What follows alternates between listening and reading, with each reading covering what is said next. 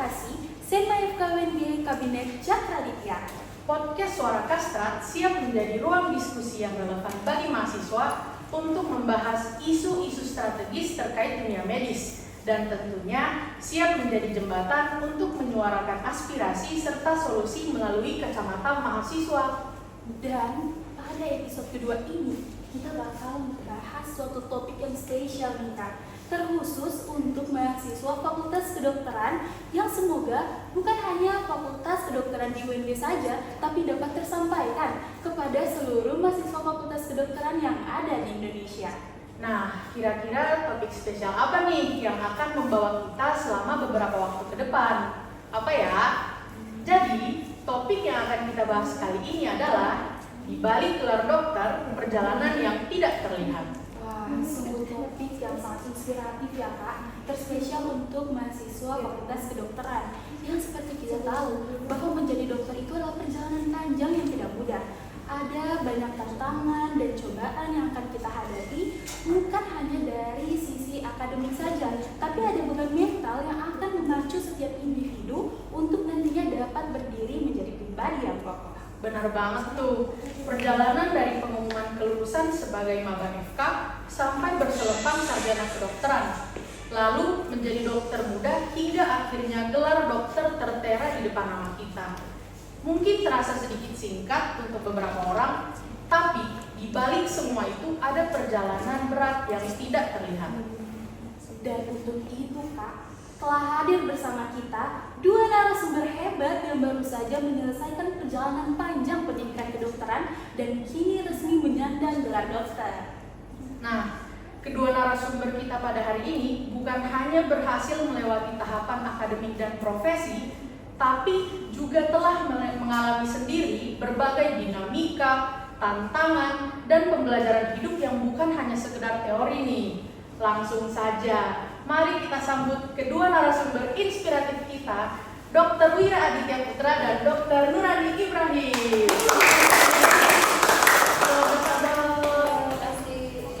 Terima kasih dokter karena sudah hadir dan berbagi cerita bersama kami di podcast Suara Kastrat. Mungkin dari dokter bisa menyapa dulu penonton-penonton. Halo teman-teman, halo Halo semuanya. semuanya. Halo.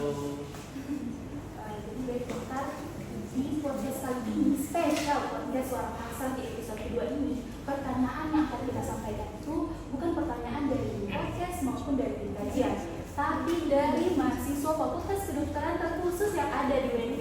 Jadi ada dua sumber, ada dari Google Form dan ada langsung dari live di akun Instagram Senma FKUNG. Wah, jadi udah ada banyak banget nih pertanyaan. Tapi nggak mungkin kan kita tanyain satu persatu karena keterbatasan waktu. Tapi tenang saja, ada beberapa pertanyaan terpilih yang semoga bisa mewakili rasa ingin tahu dan menjawab seluruh pertanyaan yang masuk. Nah, jadi sebagai pertanyaan pembuka ya dokter ya, ada pertanyaan dari Google Form, pertanyaan pertama. Jadi bagaimana sih dokter cara paling efektif agar materi yang kita dapatkan itu mudah diserap, terutama saat ini yang kita tahu materi itu sangat banyak dokter. Mungkin bisa dimulai dari dokter Zura dulu. Oke, dari saya. Baik, terima kasih. Kalau menurut saya pribadi, supaya untuk bisa menyerap materi-materi praktik yang cukup banyak, itu memang ada beberapa cara, tergantung cara belajar. Makanya di awal-awal waktu kita masuk itu ada namanya mata kuliah kedokteran ya, kedokteran pembelajaran, kedokteran belajar kalau tidak salah.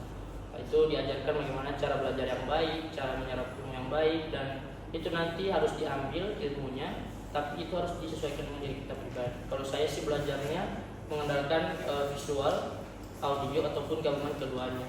Lebih baik itu visual dan audio. Jadi digabung dua-duanya. Jadi waktu dosen mengajar itu diperhatikan, didengarkan, supaya nanti bisa diulang kembali, dibaca apa yang disampaikan itu dan bisa terserap, tersimpan sampai mau ujian. Kurang lebih begitu.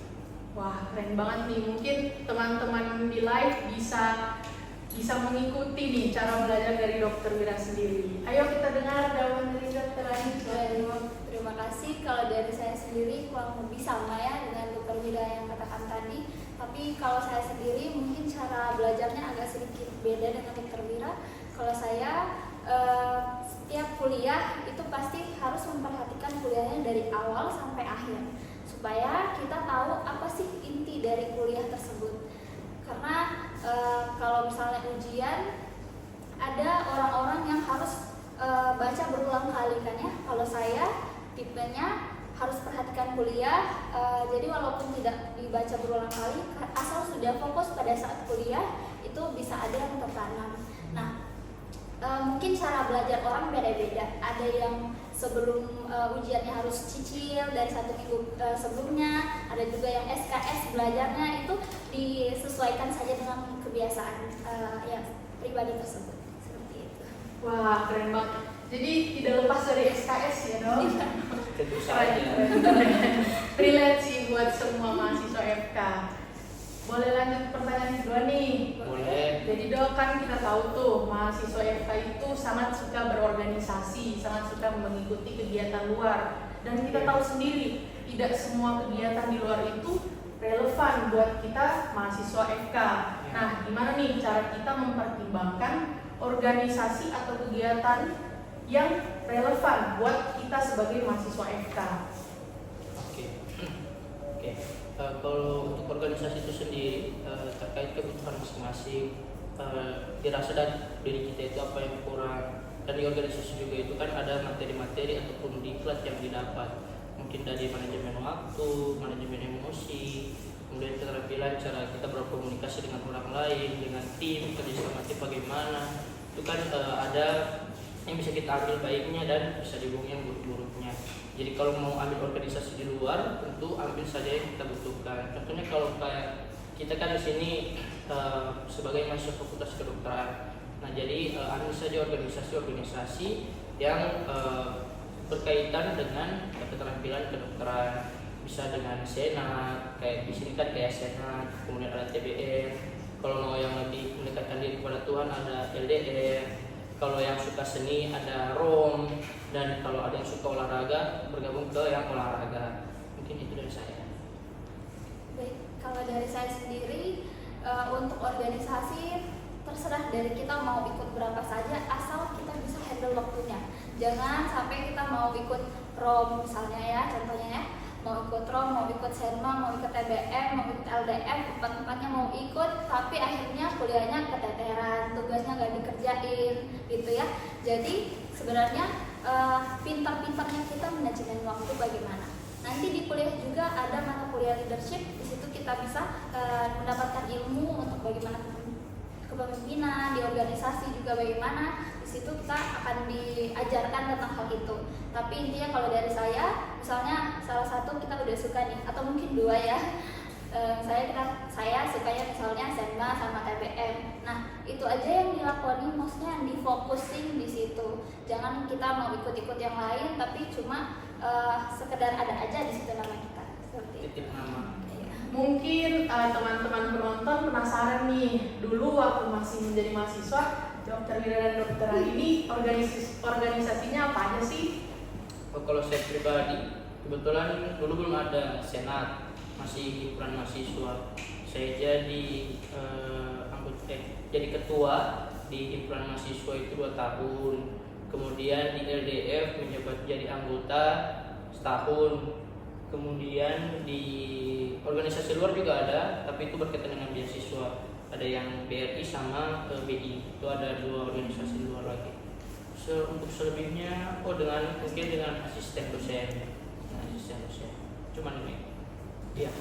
Kalau saya sendiri sedikit ya, kalau saya sedikit cuma market aja. Di situ saya periode pertama itu 2020 sampai 2021 itu kedua divisi minat dan bakat.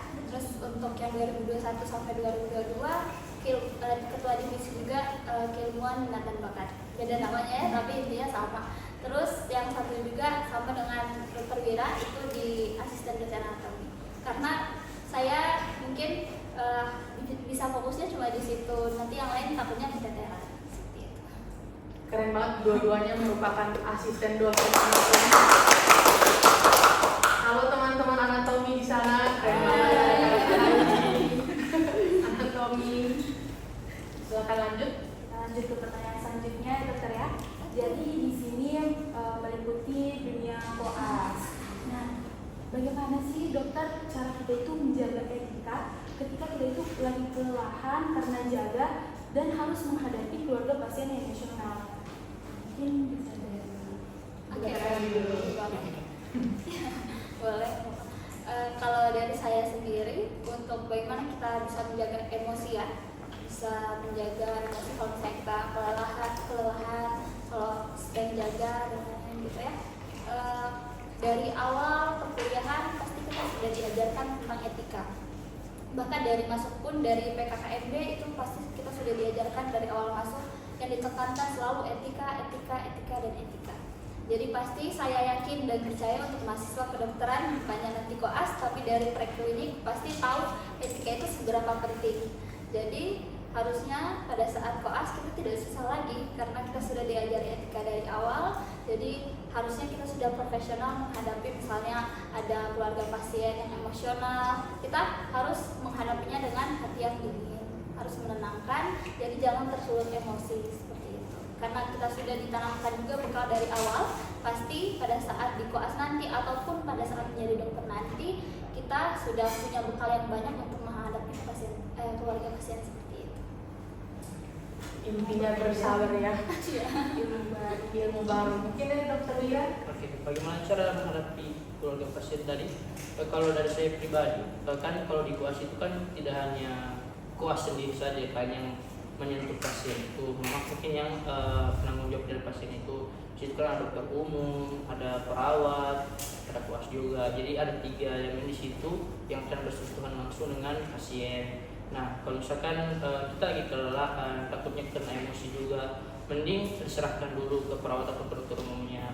Nanti setelah ditanya-tanya, kita sudah agak enakan ataupun keluarga pasien juga sudah tidak emosi, mungkin kita bisa terjun langsung untuk periksa-periksa tambahan yang sebelum-sebelumnya belum ditanyakan atau yang ingin kita tahu lebih dalam lagi tentang gejala dari pasien tersebut. Mungkin bisa ke orang lain dulu terus nanti ke kita. Tapi kalau misalkan dari dokter ataupun dari perawatnya memang lagi megang pasien lain, ya kita harus berupaya seprofesional mungkin untuk menjaga emosi kita. Walaupun kita kelelahan, walaupun banyak pikiran, stres, tetap harus berusaha menangani pasien secara profesional. Karena walaupun kita belum menjadi dokter seutuhnya, tapi kan waktu kita diangkat janji waktu sarjana kedokteran itu, di situ juga ada janji terkait bagaimana nanti kita memegang pasien itu bagaimana. Harus tetap dengan etika yang sudah diajarkan dari awal masuk preklinik. Jadi tetap seperti itu. Jadi buat teman-teman penonton mulai terbayang nih, kira-kira gambaran nanti seperti apa. Jadi harus tetap profesional ya dok ya? Ya, profesional. Ya. Nah, jadi dok, selain pertanyaan dari Google Form tadi, ada juga nih pertanyaan langsung yang ditanyakan sama teman-teman penonton dari live Instagram Senma FKUNG. Mungkin bisa dibantu sama panitia untuk bacain pertanyaannya. Baik, jadi di sini di live ini ada 2 pertanyaan. Baik dokter, yang pertama pertanyaan dari Kak Ilham ya, yaitu rotasi yang paling berat menurut kakak-kakak apa dan penyebabnya, dan juga berikan tips dalam menghadapi hektiknya jadwal saat koas agar tetap fit dan sehat.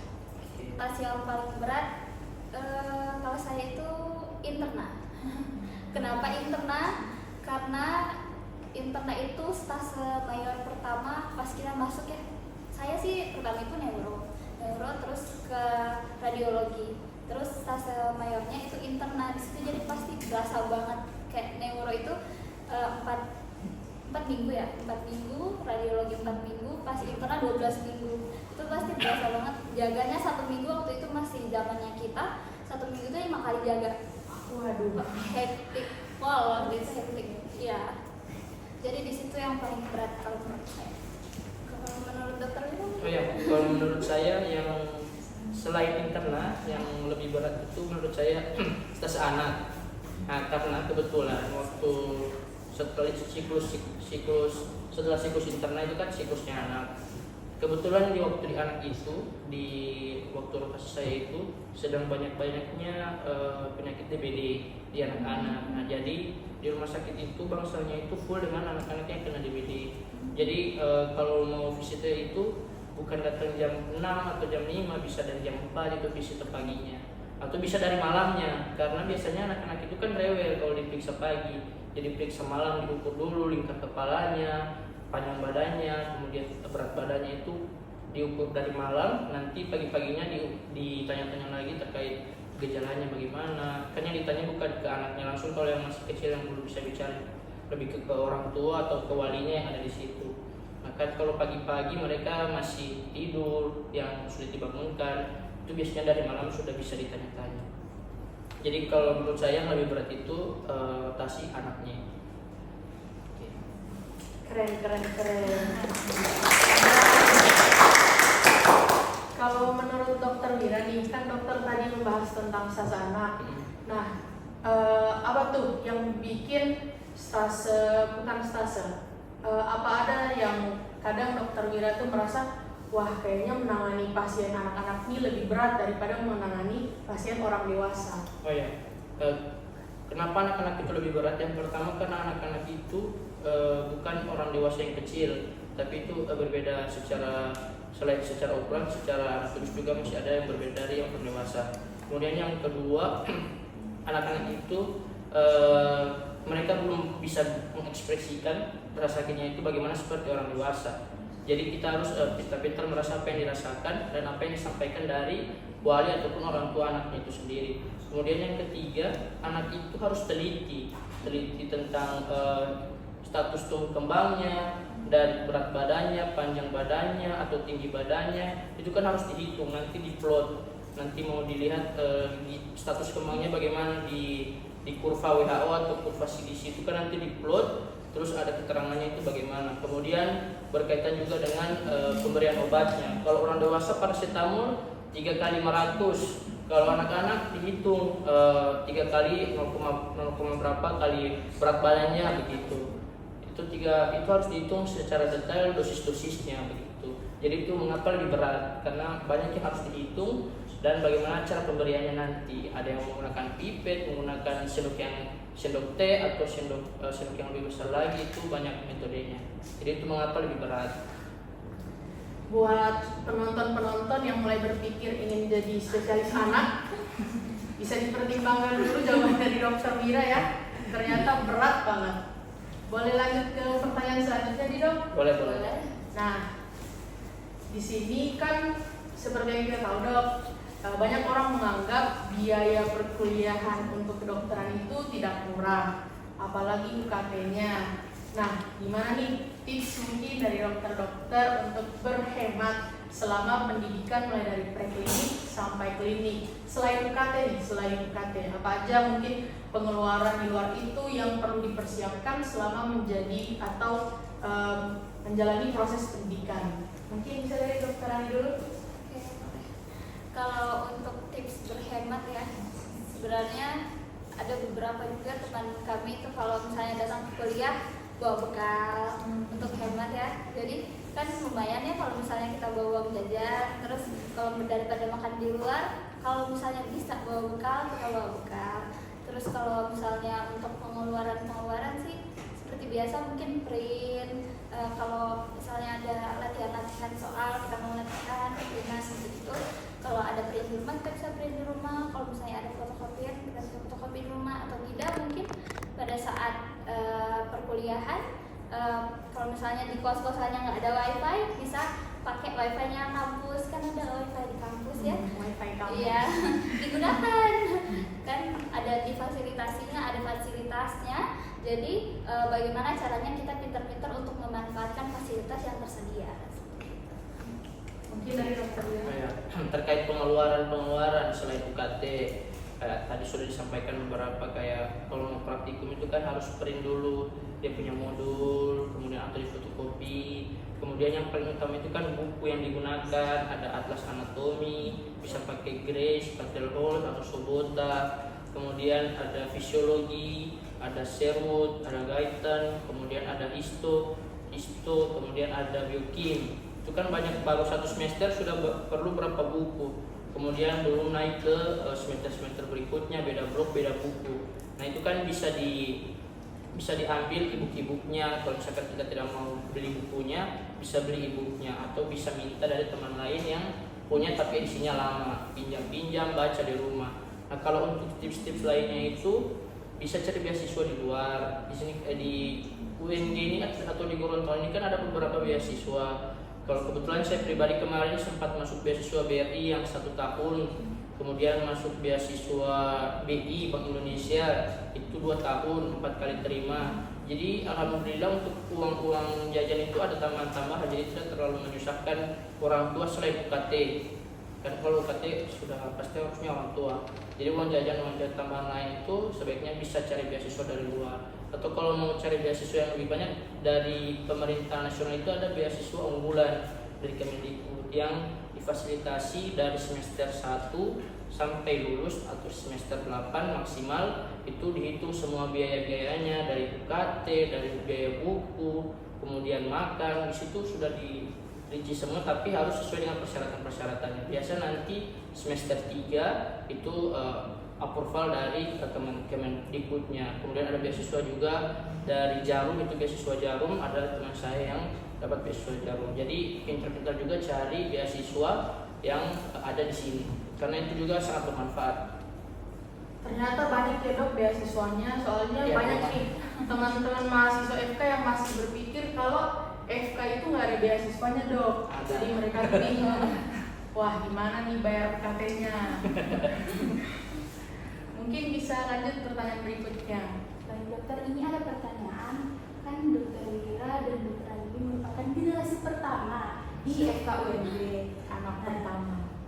Pengalaman dari kami, saya kata dari Kasamura, ini kita itu sering minta saran tentang kakak-kakak senior mengenai bagaimana nih cara menghadapi ujian, bagaimana cara kita menghadapi mungkin materi-materi yang sulit. Nah, sedangkan yang kita ketahui bahwa dokter Wira dan dokter ini adalah generasi pertama. Nah, bagaimana sih cara dari dokter Wira dan dokter Ani menghadapi tekanan ujian kompetensi, contohnya ketika belum ada senior yang bisa kita konsultasi, kita tanya bagaimana cara kita menghadapi hal tersebut. Mungkin dari dokter Ani. Jadi ya betul ya, kita angkatan pertama, jadi tidak ada senior atau kiblat untuk bertanya gitu ya. Iya, untuk bertanya. Jadi apa-apa kita yang pertama. Seperti waktu masih 2019 angkatan pertama itu pasti ada ujian teori waktu itu yang pertama kalau nggak salah anatomi. Di situ kita belum ada bayangan sama sekali soalnya bagaimana, nggak ada juga contoh soal dari univ lain ataupun senior karena nggak ada senior. Tapi di situ dari pertama kali ujian itu kita bisa membayangkan, oh ternyata begini ya gambaran soalnya untuk ujian kedepannya nanti.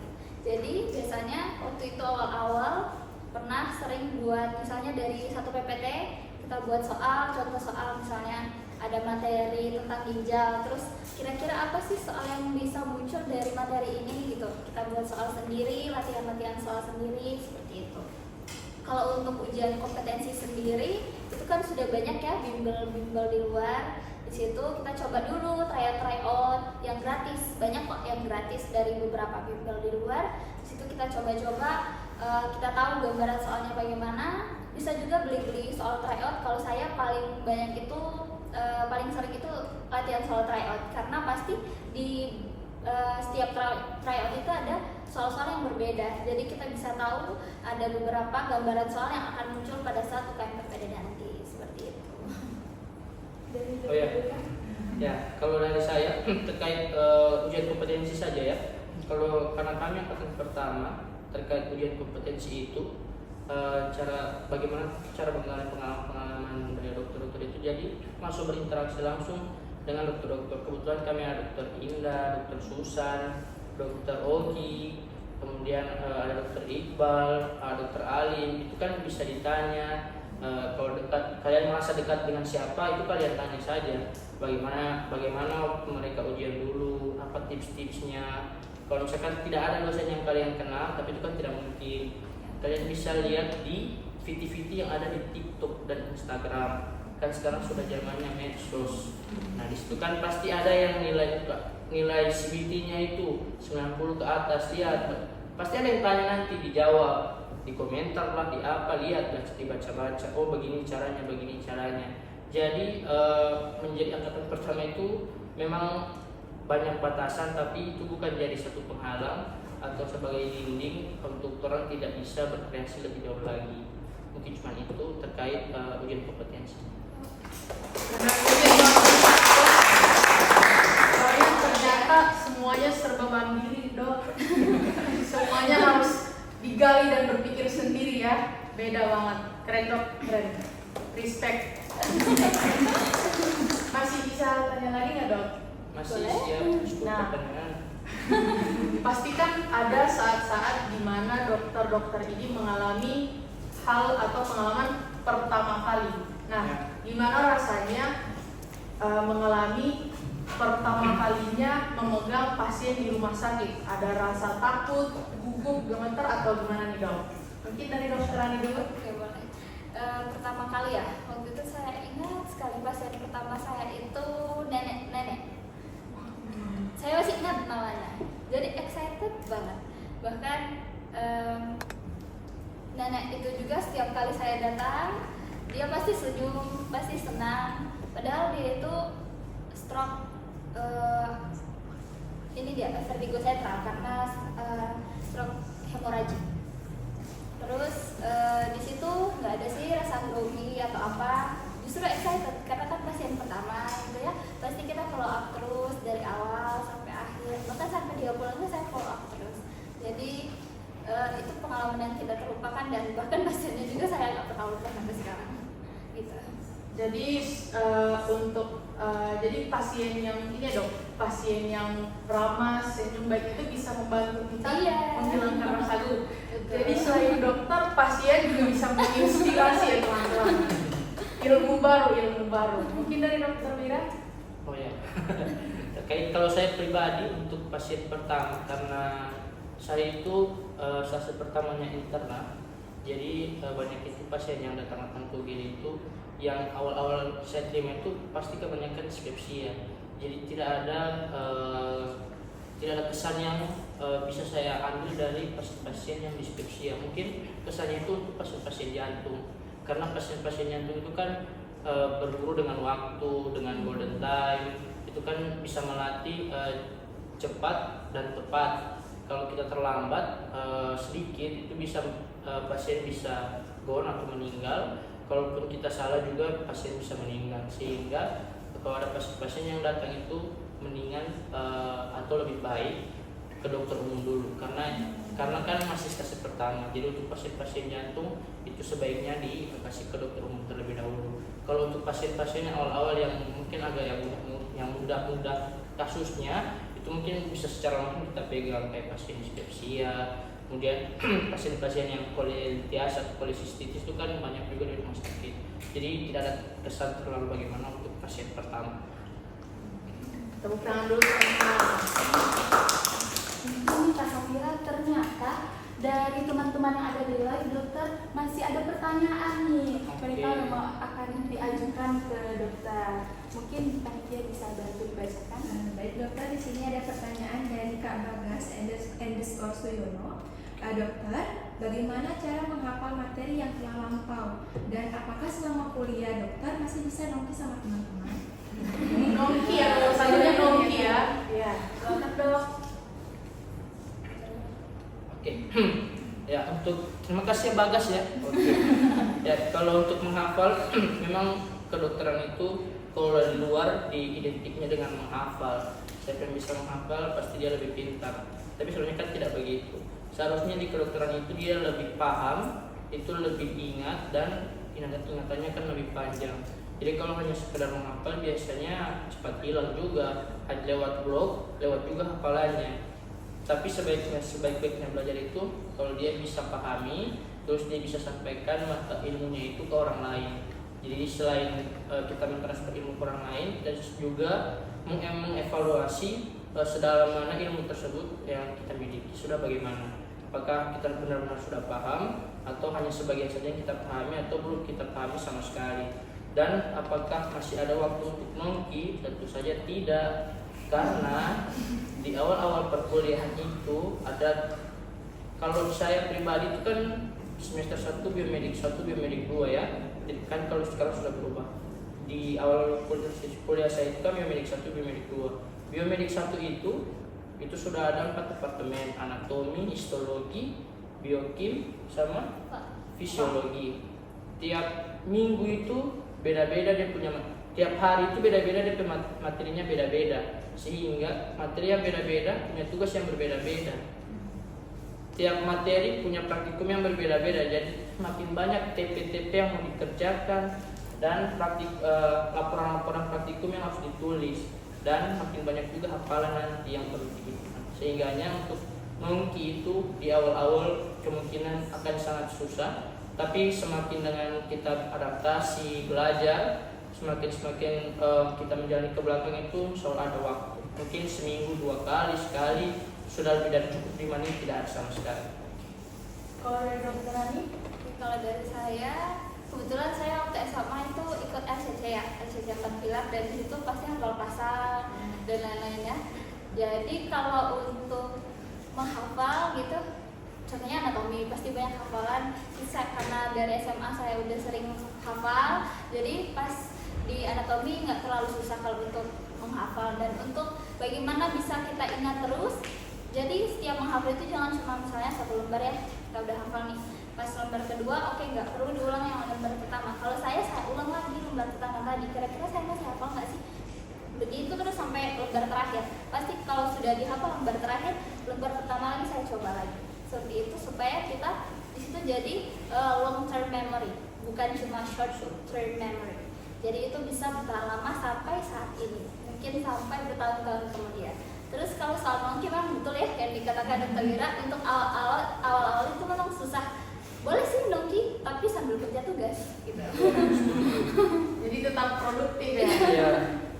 Jadi benar gak sih Dok, stereotip kalau anak FK itu sekali sudah masuk FK, dunianya itu di FK saja, susah untuk bergaul atau susah untuk kembali ke dunianya sebelum di FK. Benar gak sih Dok? Kalau saya sih ada setuju, ada tidak setujunya. Kalau setujunya kenapa? Karena ya memang yang di FK itu banyak sekali tugasnya, banyak sekali kegiatannya. Jadi walaupun kita sementara di perkuliahan ataupun di luar, pasti kita bahasnya tentang FK, materi FK dan lain-lain. Bukan karena kita nggak bisa menikmati dunia luar, tidak, tapi karena urusan kita yang di dalam FK belum selesai, seperti itu. Kalau dari saya sudah setuju dengan Dokter Hani, cukup. Berarti makin mendukung long life learning ya Dok ya. Iya. Mana-mana belajar. Keren. Kita harus semangat buat anak-anak FK.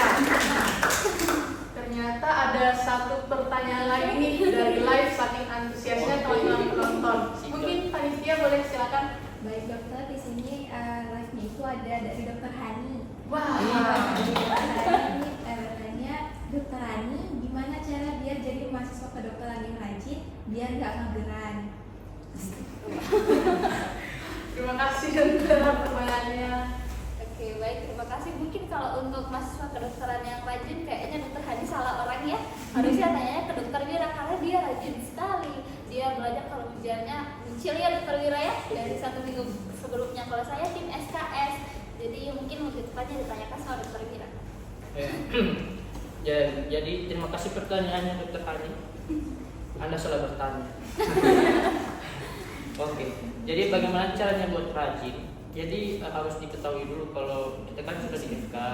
Di FK itu kan banyak materinya. Kalau otak kalian itu super duper pintar kayak Einstein atau kayak siapa penemu, itu SKS mungkin bisa jadi pilihan utama. Tapi kalau saya sadari dan saya pahami, kalau saya itu tidak bisa belajar SKS. Jadi saya harus belajar minimal ya, kalau mau ujian blok seminggu atau minimal 3 hari lah paling cepat belajar. Itu harus sudah baca-baca, kemudian diulang-ulang supaya pas mau ujian itu sudah ada beberapa bayangan soal mungkin ini keluar. Jadi bukan karena rajinnya bisa dapat nilai bagus, tapi karena rasa kesadaran terkait kemampuan diri itu akan membentuk aktivitas dan mentalitas untuk supaya bisa meraih apa tujuan sebenarnya kuliah di kedokteran ini. Apa cuma mau jadi sekedar dokter yang bisa menangani pasien saja, atau mau jadi dokter yang peneliti, atau mau jadi dokter klinis, itu akan tergambarkan nanti bagaimana prosesnya dari awal sampai jadi dokter nanti gitu. Nah, buat teman-teman, jadi sangat susah ya melawan diri sendiri. Bisa dicontoh Dokter Mira bisa melawan rasa malas. Beda banget sama kita. Beda banget. Waduh, itu berat. Nah, mungkin nih Dok, kalau bisa menyampaikan satu pesan mungkin untuk adik-adik yang sedang menempuh jalan yang sama di dunia kedokteran, bisa nih kasih tips and trick atau mungkin pesan-pesan. Oh ya, kalau dari saya pribadi untuk adik-adik yang masih preklinik, yang angkatan 2020 berapa ya? 2023, 2024, 2022, 2021, mungkin belajarnya bisa ditambah lagi semangatnya. Kemudian sembari belajar harus ada juga refreshing. Jangan terlalu banyak belajar, tidak ada refreshing, jadi stres, depresi, sampai tidak bisa jadi dokter. Jadi jangan lupa sholat, mendekatkan diri kepada Tuhan, kepada orang tua. Kemudian jangan lupa yang paling utama itu jujur, disiplin, dan sabar. Bagaimanapun kesulitan yang kita hadapi, kita harus jujur dan disiplin. Kalau itu tidak sesuai dengan apa yang kita inginkan, jalan satu-satunya adalah sabar. Jadi harus ada 3 ilmu tersebut yang harus diterapi untuk kedepannya.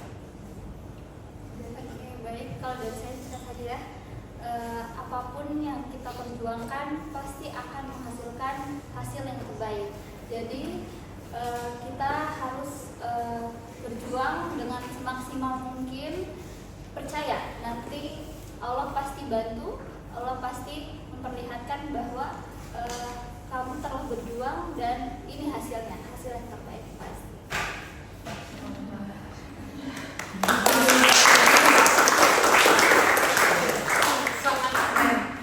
Terima kasih banyak nih Dok, saya jadi tahu nih ternyata ilmu di FK itu sabar, profesional, rajin, melawan rasa malas.